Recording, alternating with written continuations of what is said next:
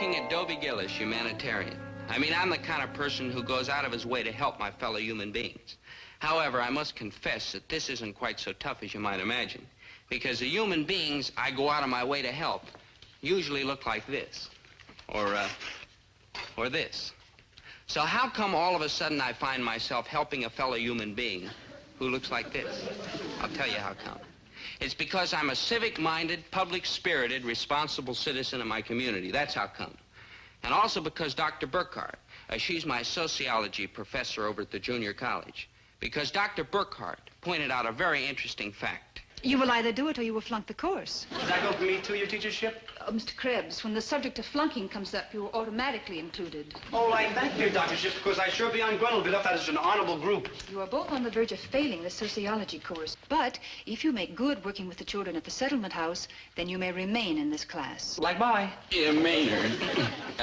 But the settlement house is down on River Street, Dr. Burkhardt. That's the roughest neighborhood in town. Yeah, like Switchbladesville. Oh, Mr. Krebs, you exaggerate. Begging your pardon, but I don't. I mean, down there, when they watch The Untouchables, they root against Elliot Ness. Mr. Krebs. I mean, any kid down there with teeth is a sissy. Mr. Krebs, at ease, and you are 100% wrong. I work at the settlement house myself, and I've never had one bit of trouble. You're probably murdered with a tire iron. Dr. Burkhardt, I'm worried about that neighborhood, too. If I went down there, I'd feel sort of, uneasy and apprehensive, and what's the use? The word scared stiff. Good thinking. And anyhow, what do we know how to work with little tykes at a settlement house? Oh, more than you suspect. You see, it's a verified fact that children in their formative years with problems involving insufficient inner security are aided by guidance from those in an age group with whom they share a satisfactory community of interests and adequate social affinity. You took the words right out of my mouth. And if them are the words you've been using with them little kids down on River Street, man, they must be even more at sea than me, because I've been treading water for the last 10 minutes. Well, in that case, I have a statement in language I'm sure you will understand. It's very simple, and it applies to both of you. Either... volunteer to work at the settlement house, or we flunk. Precisely. Any questions? Yeah, just one. How do we get there?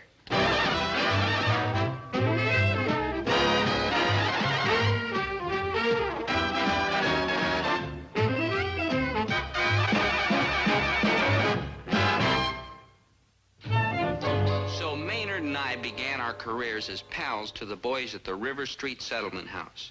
We knew that once we got into the swing of things, it'd be fine, rewarding work. So we plunged in with boundless enthusiasm. The only way you're going to get me down there is over my dead body.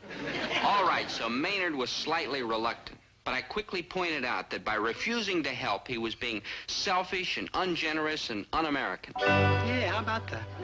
That's when I brought up the heavy artillery. I looked Maynard straight in the eye. Yeah, not the easiest thing in the world to do. And I said, Maynard, if you don't help out at the settlement house, Dr. Burkhardt will flunk you in sociology, and they'll throw you out of school, and your father will make you go to work. Work? Oh, quick, aim me toward the sentimental house. He meant settlement house, but at last he was on the right track. So we aimed ourselves toward River Street to meet the cute little kids who were eagerly waiting for our help. You creeps are gonna help us? Oh, come now. You bet we're gonna help you, poor little miserable product with your poor miserable environment. Hey, mister, can I ask a question? Sure, anything a little pathetic heart desires. What kind of rocket you been hiding under? Hey, Dome, how old are these little tykes? Around 11, why? Because man is sure gonna have a tough time making it to 12. Boo! Be strong, Maynard. Sure, it'll be tough, but Dr. Burkhardt gave us an assignment, and doggone it, we're gonna carry it out. Like, true, but how you gonna make sure they don't carry us out first? Now you're talking. Hey, Dobe, wouldn't it be much easier if we flunked? No, Maynard, we're gonna fight this through. Are we not men enough to overcome a couple of little problems? Like, true, we are not men enough. Maynard. Okay, we're men enough. Right, both of us. Right, both of us, except me. Hey, fellas, which way's Dr. Burkhardt's office? Up there. And tell the doc that the only reason we came here today is on account of she promised us ice cream. And where is it? Okay, we'll tell her, you poor little ill-fed chowhound. We'll also tell her that Krebs and Gillis are here, so she has no more problems. Dr. Burkhardt, you got a problem. Either we have some kids hanging around this settlement house, or we're going to have to close the whole place down. Oh, Mr. Hawley, I know attendance has been disappointing, but it takes time to get a new settlement house running properly. Sure, Doc, but the kids in this neighborhood haven't got time to wait. I know. I grew up on this block. Me too, Doc. We built the settlement house on account of we wanted to help the kids in our neighborhood. But I never see any of them in here. Yeah, Hey, act like this was an off-limits reform school. Gentlemen, I assume that you have confidence in my qualifications or you wouldn't have put me in charge, so you'll simply have to rely on my judgment. Sure, we got confidence in you, Doc. After all, you got more degrees than you can shake a college at. And you write books that got to be good because I don't understand a word in them. But where's the results? Please be patient. For 3 months now, we've been patient, but we're coming to the end of the line. Now, my associates here and me, we're in business, and we know when a product ain't selling. You're out of business. Right, out of business. Right, way out. Mr. Hawley, we are constantly introducing new techniques to stimulate attendance. Today we begin a special favorite of mine. It's called psychodrama. Psycho what? Psychodrama, Mr. Hawley. It is a form of group therapy that encourages the children to relieve their inner tensions by acting them out. Well, couldn't they relieve it by throwing a basketball around or jumping into the pool that cost us a cotton-picking fortune? Well, Mr. Hawley, an athletic program is only the beginning. These children need additional help. Okay, Doc, you're the doc. Well, we got a big investment here to help the kids. And I want to see this joint jumping when we stop by here again tomorrow, if you see what I mean. Yes, I'm afraid I do see what you mean. Yeah, more kids. Yeah, hanging around. Now, I hate to put it on the line to you like this, Doc, but helping these kids is very important to us. I want to stop every one of them from growing up to be a crummy, shaggy, no-good bum. Hi, Dr. Burkhart. We're here. And not a minute too soon. Doc, I've seen underprivileged kids before, but this one tops it all. He needs instant help. Oh, begging your pardon, your prosperity ship. No, Mr. Hawley, that's Mr. Krebs, one of the students from the college. Both boys have volunteered to work with the children. This type is gonna help kids? Like ready and eager and willing to serve, sir. Doom. Don't you worry, sir. We've been studying up on how to handle kids. Like true. Last night on the Late Late Show, we watched Boys Town 3 times. Oh, brother. I know exactly what to do if a kid shows up which looks exactly like Mickey Rooney. Come on, men, let's get out of here before I start crying over what's happened to my old neighborhood. Like hail and farewell, you tycoon ships. Let's keep this to ourselves, huh? If it ever got out, this whole neighborhood would be turned into a disaster area. Nice fellows. When do we start helping with the kids, Dr. Burkhart? Yeah, we want to reform them into happy little merchants. Mr. Krebs, that's urchins, and today I just want you to observe. We're starting a group in psychodrama. Psycho what? Maynard, everybody... Psycho what? Psychodrama. Come with me, I'll show you how it works. I had to promise the children ice cream to get them here today, but I know they're going to be very happy when they hear about psychodrama. Cookie drama? I'm cutting out of here on the double. Do you notice the deep-rooted reluctance to enter into an unfamiliar learning situation? Completely predictable. Now, children, the purpose of our experiment is to relieve our suppressed aggressions by articulating their basic causes. The actual enunciation of the anxiety in itself functions as a cure. You took the words right out of my mouth, and you can have them. Hey, now, come on, fellas, cut the clowning. You all know what Dr. Burkhart means. If you don't feel too good, sometimes talking about it will make you feel better. You're kidding. No, go away. On occasion, you may feel an inner hostility resulting from some external irritant. And when this happens, how do you feel? Like utterly confused. Listen, Dr. Burkhart's just trying to help you feel better. What for? I feel great. I mean, feel better inside. Inside, I feel even better than I do on the outside. So let's check out of here. Oh, wait a minute, fellas. Wait. I've got an idea. Sit down. We'll make a game out of this. Now, in this game, we'll pretend you feel real mad about something. When you feel that way, what do? I sock my little brother. Decidedly antisocial. You see, the purpose of psychodrama is to make you stop striking your little brother. But I like socking him. It makes me feel good on the inside. But how does your little brother feel? Dad, so he socks my little brother. And what does he do? He kicks my little sister.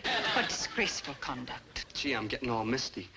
I can't blame you, Mr. Krebs. Witnessing the behavior of these children is enough to make a person cry. No, ma'am, I'm crying because I'd have no little sister to kick. I mean, it's pitiful to be another privileged child. Hey, he's all right. How come he ain't sitting out here with us? Order. We will have decorum here. Which do you want, ma'am? Order or decorum? Come on, fellas. Now, let's quiet down. Now, you'll see what a ball this psychodrama can be.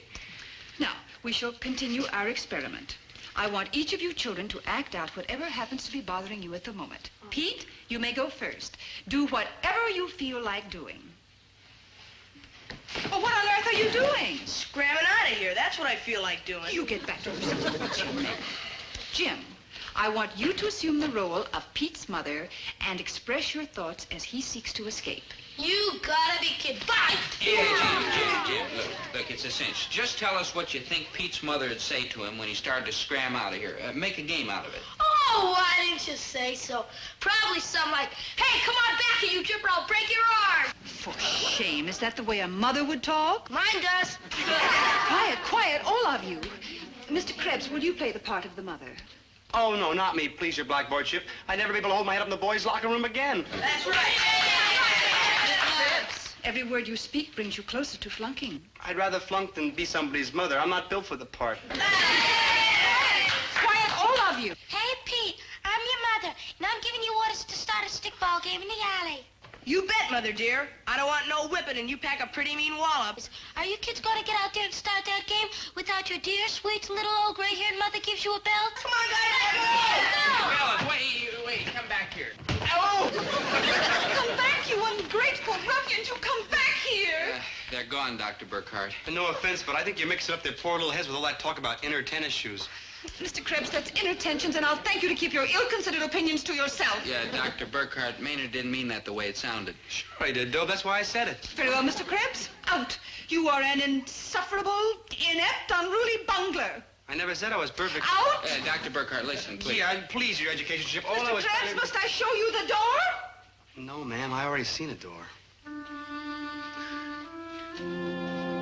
I'll go drag the kids back, Dr. Burkhardt. Oh, don't bother, Mr. Gillis. After what happened, none of them will ever come back. And why should they?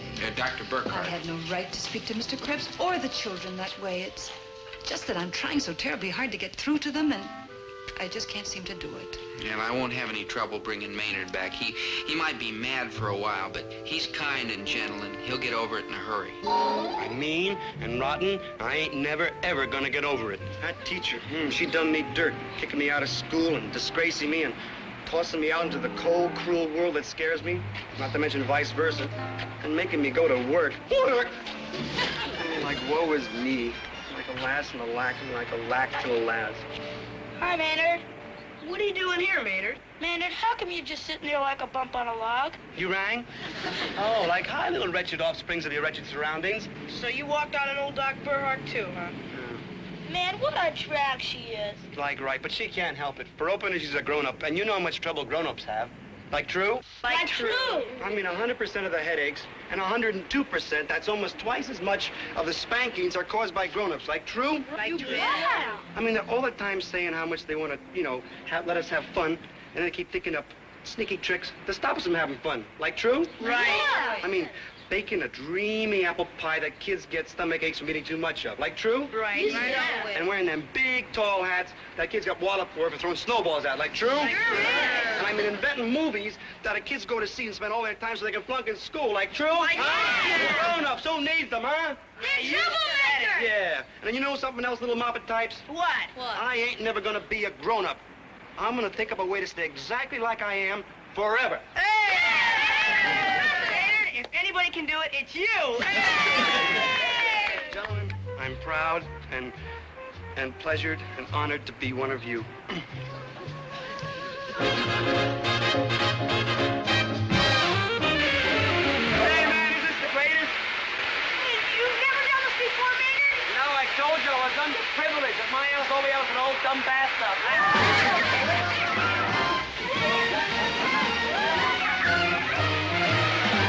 He didn't even go home that night to sleep. I didn't find him until the next morning. What a job. And when I finally did locate him, I ran into a job that was even tougher. No good, buddy. I ain't even here ever. Maybe longer. Maynard, you've got to come back. Nope. The only way they're gonna get me out of here is over my dead body. I like it here, and they love me. Maynard.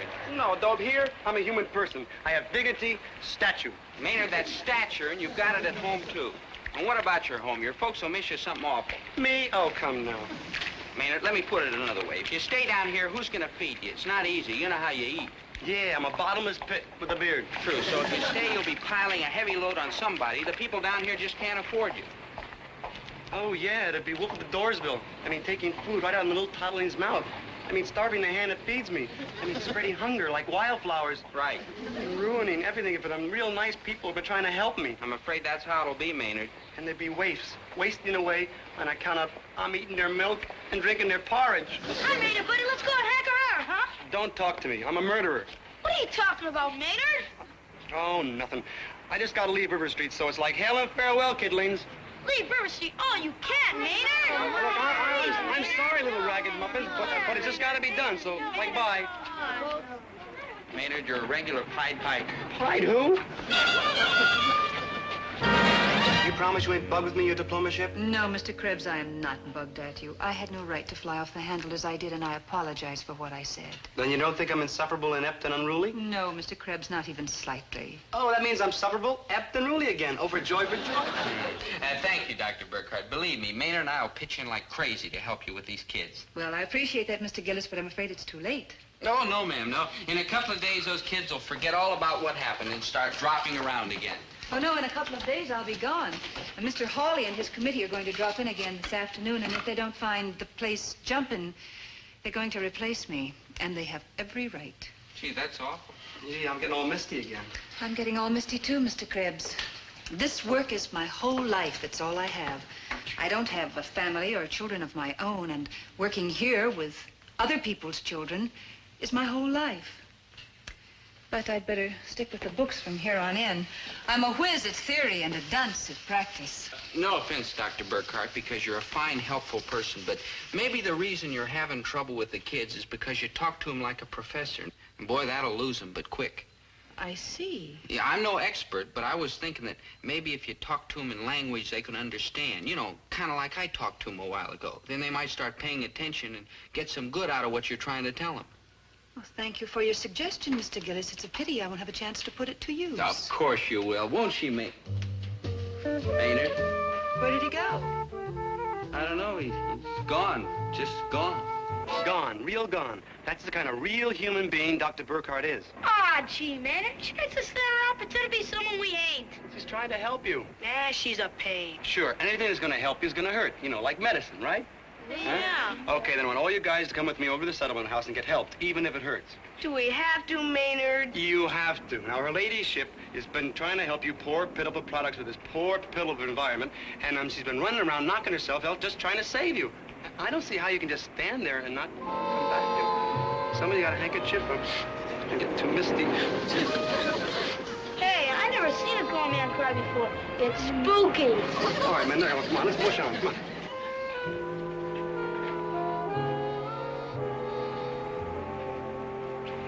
How come we're not doing what Maynard wants us to? He wouldn't steer us wrong. He digs us. Maynard's the best friend we ever had around here, ain't he? Yeah. That's what I want to hear. So when he says mush on, what do we do? Mush on.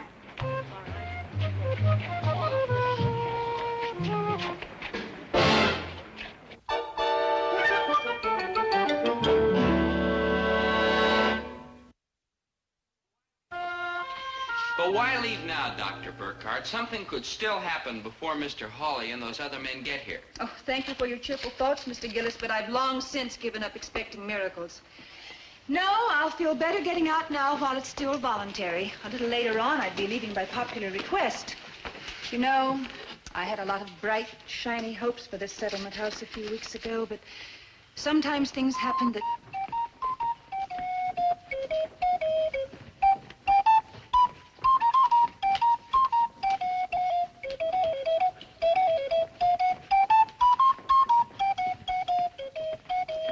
Like, hi, we're back, me and my friends. Mr. Krebs, you are a Pied Piper. Hi, who? Maynard, I'm proud of you. Yeah. All right, you cats, grab a seat and aim your ears to the doctorship.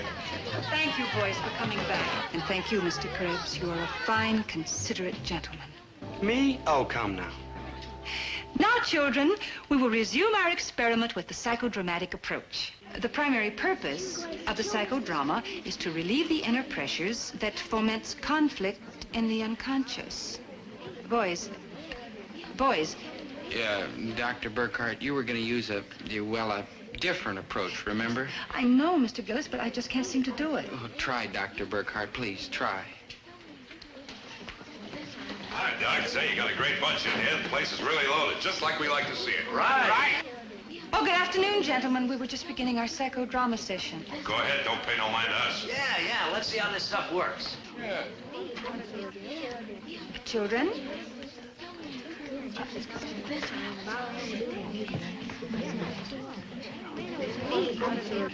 Fellas, I know we all got things that bug us. So what we want to do now is try and find out a way to get unbugged. Just ask yourself, what's the thing that bugs you the most? Like pesky kid brothers, and homework, and no television after 9 o'clock. Pretty smart of the doc, talking to them in their own lingo. Plenty smart, J.H. I just remember I picked her. Brilliant, J.H. Brilliant. No, let's give it a try. Jim, what's the thing that bugs you the most? Doing dishes. Man, that is the lowest. Yeah, that's low, all right, but not as low as shoveling snow. Yeah, especially in the summertime, there ain't no snow. I can tell you kids something lower than that. Carrying in coal. All right. Now let's put some of these things that bug you into a little play. Jim, let's pretend that it's right after supper. All the other kids are out playing, but your mother won't let you go. How'd you know? American know-how. Jim, assume the role of Pete's mother. Me? The mother? Sure. Put yourself into her shoes. Try to think like her. Mr. Krebs, you be Jim. Hey, Ma, Yeah, Jim? I finished dinner. Can I go outside and hack around? No, go wash the dishes. I don't wanna. Wash her, I bet you. Oh, gee, Ma, I want to be like the other kids, go out and break a couple of windows. Wash first, break later. Gee, why? Yeah, why don't my sister do them? Yeah, Doc. Why doesn't his sister do them? Yeah. Well, Yeah, Jim, how old's your sister? Next month she'll be 2. Yeah, I rest my case. Jim, remember you're supposed to be your mother in this play. Now, if you really asked her why she made you wash the dishes, what do you think she'd say? Well, she probably says she works hard all day, cooking and sewing and like that, and she's pushed. And I'm sorry you made me do this, because all of a sudden I see she's right. Yeah, come to think of it, so was my ma. Lots of years ago. Yeah. What about babysitting? What about emptying the trash? Okay. Now that you all dig psychodrama, does anyone have a psychodrama of his own to suggest? Yeah. Okay. One at a time, chums. The line forms right here.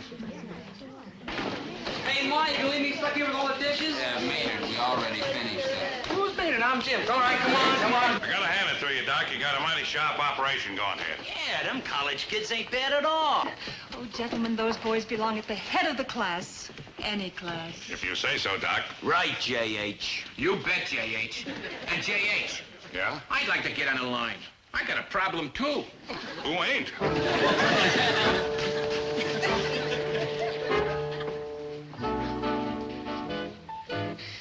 You know something? I'm getting pretty misty.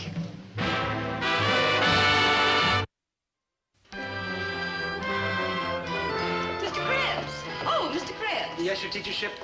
I want to tell you how much I appreciate what you did for me at the settlement house. Yeah, I was pretty good, wasn't I? Good, you were wonderful. You're right, I was wonderful. I've spent half a lifetime studying delinquency, but it's you who has the real understanding. Well, it takes one to know one. No, Mr. Krebs, I can tell you the reason you do so well. I can tell you in one word. Heart. You're quite a fellow. Well, you ain't so bad yourself, Dr. B. You ain't too good looking, but you got a nice personality. Thank you. I don't mean you're bad looking. I mean, if you kind of put a veil over your face, you might be okay. Oh, you're very kind. It's been a pleasure working with you. Oh, forget it, Doc. And if you're ever in trouble again, never fear. Maynard's here. I was so hoping you'd say that, Mr. Krebs, because as a matter of fact, I do need your help again. Well, just name him my teacher, and Maynard G. Krebs will come to your rescue. Well, that's very good of you. I'm like a real human being. What's your problem, Doc? I have just received a grant for the most exciting new project.